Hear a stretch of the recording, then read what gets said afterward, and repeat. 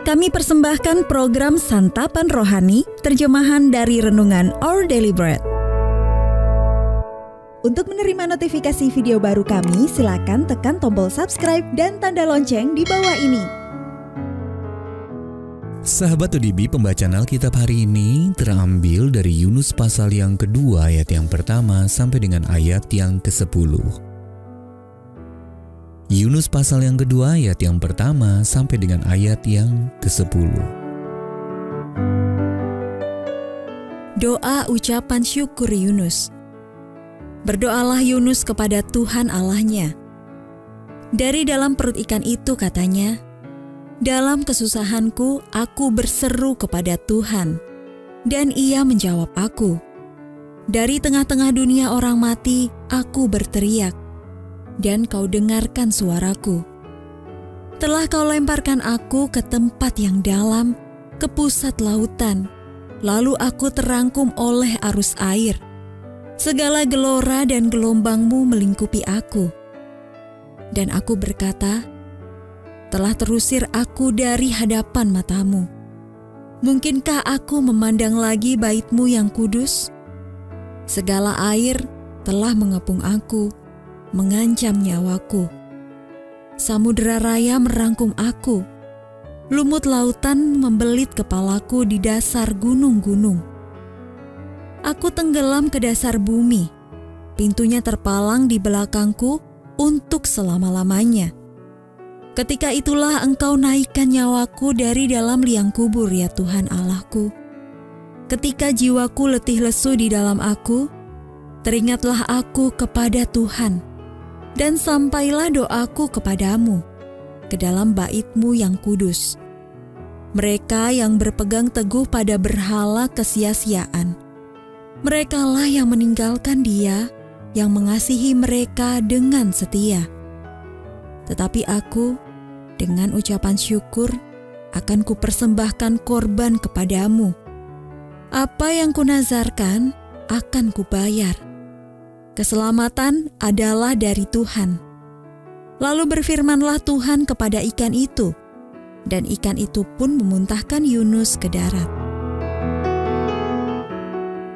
Ayat mas renungan hari ini terambil dari Yunus pasal yang kedua ayat yang ke-10. Lalu berfirmanlah Tuhan kepada ikan itu, dan ikan itu pun memuntahkan Yunus ke darat. Renungan hari ini berjudul Cerita yang Menegangkan, ditulis oleh Mike Whitmer.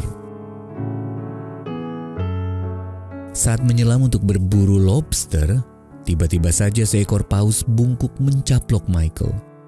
Ia meronta-ronta dalam gelap, tetapi rahang paus itu terus menjepitnya. Pikir Michael, tamatlah riwayatku. Untungnya paus itu tidak menyukai rasa manusia, dan 30 detik kemudian Michael pun dimuntahkannya.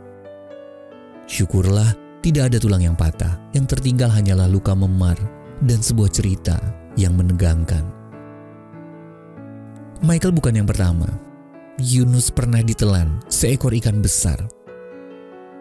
Selama 3 hari lamanya ia berada di dalam lambung ikan sebelum akhirnya dimuntahkan ke darat.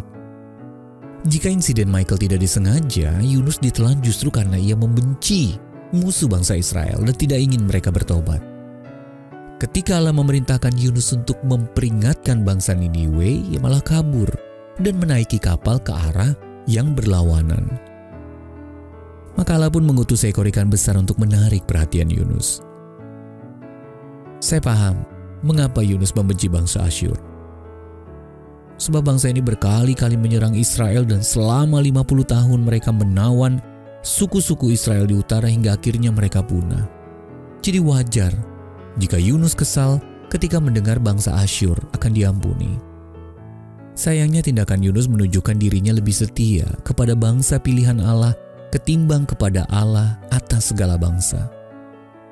Allah mengasihi musuh bangsa Israel dan ingin menyelamatkan mereka. Dia juga mengasihi musuh-musuh kita dan ingin menyelamatkan mereka. Dengan didorong oleh embusan angin dari Roh Kudus, marilah kita berlayar menuju mereka dengan membawa kabar baik tentang Yesus.